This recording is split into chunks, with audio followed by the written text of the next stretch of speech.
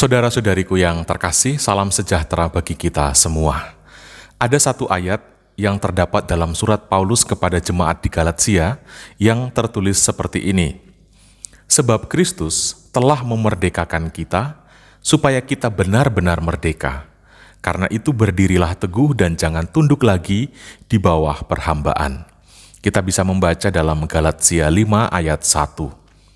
Melalui tayangan ini, saya ingin berbagi pemahaman iman saya mengenai apa artinya bahwa Kristus memerdekakan kita. Dan apa artinya jangan lagi tunduk di bawah perhambaan. Saudara-saudariku yang terkasih, pertama-tama kita harus menyadari sungguh bahwa Yesus adalah tonggak penting sejarah peradaban manusia.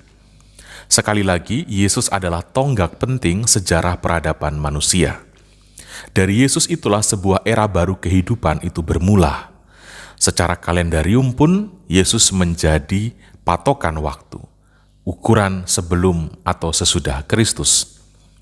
Yesus menegaskan sebuah hukum baru, yang semula gigi ganti gigi, mata ganti mata, kini menjadi hukum kasih. Keseimbangan antara kasih kepada Allah dan kasih kepada manusia. Semula orang meyakini bahwa ada sesuatu yang ilahi itu ditangkap dalam ragam pemahaman.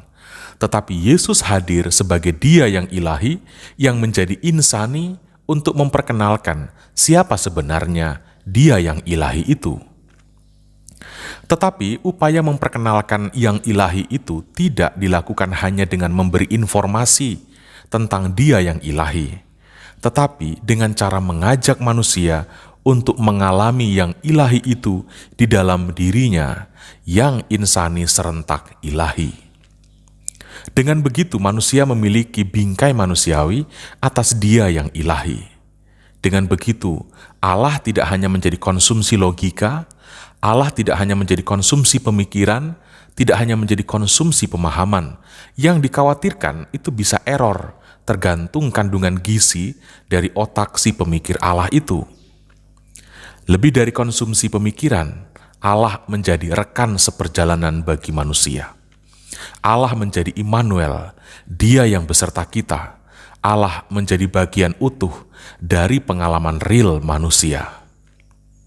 Saudara-saudari, Allah mengambil bagian di dalam jatuh dan di dalam bangun kita.